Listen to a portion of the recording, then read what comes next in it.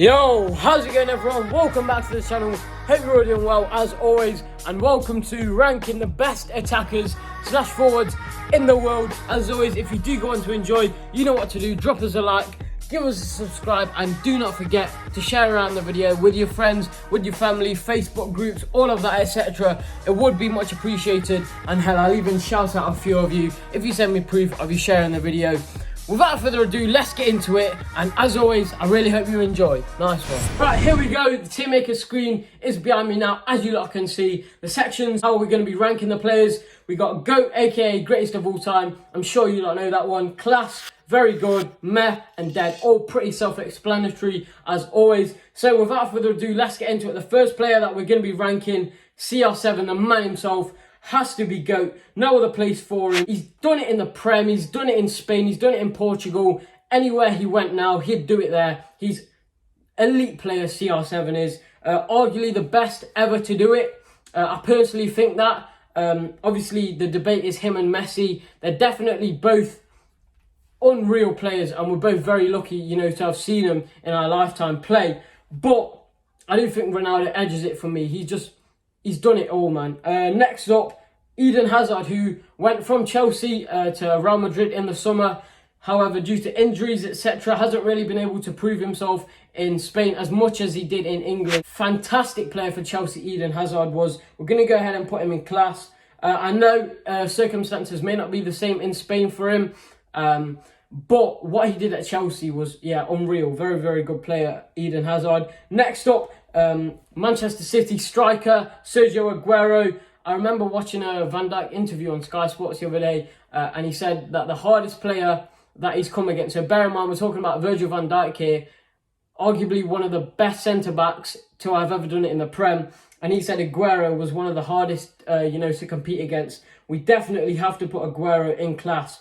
Yeah, he's smashing it really. He's been at, what, City 7-8 years, and you know, if it weren't for Aguero, they would have, you know, lost out on many goals. As we all know, the QPR versus City when scored last minute, absolutely unreal. Obviously, that was this man. So yeah, Aguero definitely has to go in class there. Next up is Neymar Jr.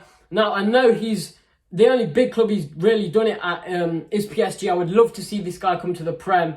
However, his standout performances for me was in the 2014 World Cup for Brazil, obviously. And yeah, he ran the show. They didn't get to win it. But I thought individually for him, that was an amazing World Cup. We're going to go ahead and put him in class as well. Next up is Lionel Messi. Obviously, we've all heard about the Ronnie and the Messi debate. Messi definitely, hands down, has to go in GOAT.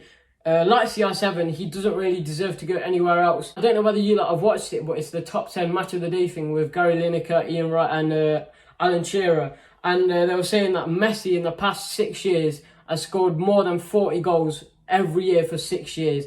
It's unheard of. It's frightening. I just wish, you know, obviously he stayed at Barcelona. I would have loved to see him in the Premier League or, you know, just somewhere else. That's what Ronnie's done, which is why a lot of Ronnie fanboys say that he is better. Obviously, Messi with more Ballon d'Ors though, both unreal though. Next up is Mohamed Salah, obviously playing his football at Liverpool for Salah last season was amazing for him. Some of the goals he scored, and you know, he proved this season that he isn't a one-season wonder. Yeah, he's been banging it as well this season. We have to go ahead and put him in class. And next up, Kian MBAPPÉ. What is he, like 21, 22? And he's already on the same level for me as the class players. You know, we're talking about, in fact, I'd probably have to go ahead and put him in GOAT, only because his potential is absolutely unreal. At 21, he's beaten the records of Messi and Ronaldo, and he really does have a long way to go.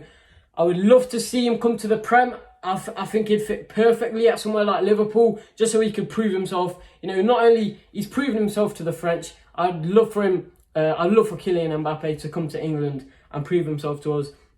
Next up is Bernardo Silva. He can play anywhere for City. He's played as an attacking midfielder, out wide. Pep Guardiola sometimes plays him. Going to go ahead and put him in very good. This guy never runs out of energy, full of stamina, full of flair as well. Very, very good player, which is why I've put him there, Bernardo Silva. Next up, his Manchester City teammate, Raheem Sterling. We're going to go ahead and put him in very good as well. I don't think he, personally for me, he's on the level, the same level as Neymar, you know, and Salah, etc. He is very, very good though. I feel like sometimes his strength may not be there as much as some of the players on it, but he's very fast, always looking for opportunities, whether it's to score for himself or to assist his fellow teammates. So yeah, very, very good is Raheem Sterling. Next up, Englishman Jamie Vardy. Obviously, we all remember him from the season when Leicester won the league. He beat Ruud van Nistelrooy's record of scoring, 11 or 12 consecutive Premier League games, which is pretty crazy, to be fair. I personally think that he is better than another Englishman on here that I will get to later on. I'm sure you lot can see him on here. But Jamie Vardy, we're going to go ahead and put him in very good. He started from the bottom. And yeah, he's worked himself up very, very good. You just have to respect it.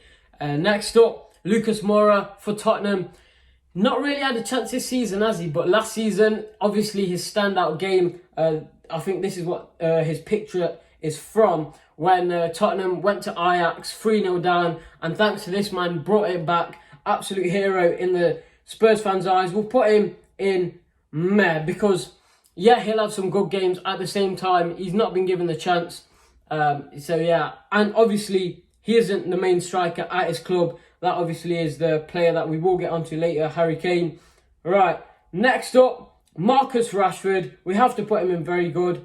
He's one of them players where when he's not in the team, you can tell that, you know, the players around him miss him. Marcus Rashford, very good. Suarez, outstanding at Liverpool. I wish he stayed there longer. He went to Spain, which obviously we all know is less competitive. But, you know, he's still doing his thing up there. So we're going to go ahead and put him in very good as well. Next up is Alex Lacazette. Now, hang on. Just got a flipping message. Let me just get rid of that.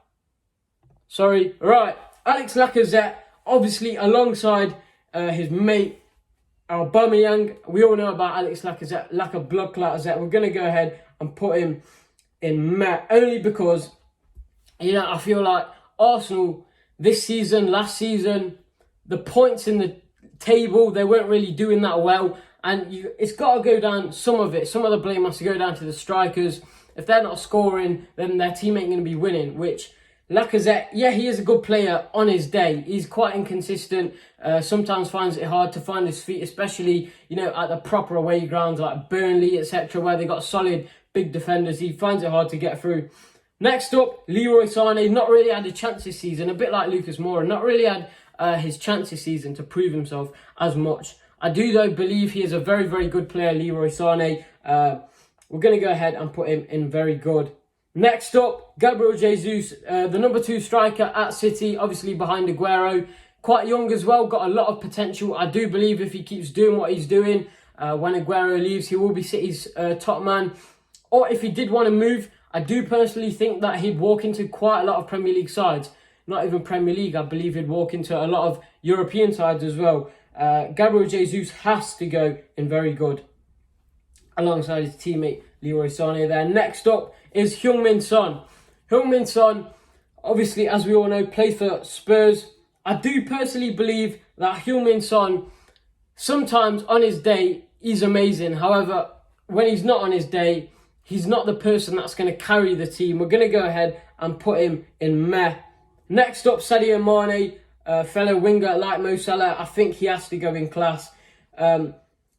Unlike Salah, yeah, he may not be the quickest. However, Mané, his heading capabilities are 0 to 100. He can, you know, you see Robertson and Alexander-Arnold putting balls in from literally anywhere. And you can almost guarantee that Mané is going to get his head on it and it is going to go on target. Very, very good header of the ball. Very, very skillful. So yeah, he deserves to be in class, I think, Sadio Mané.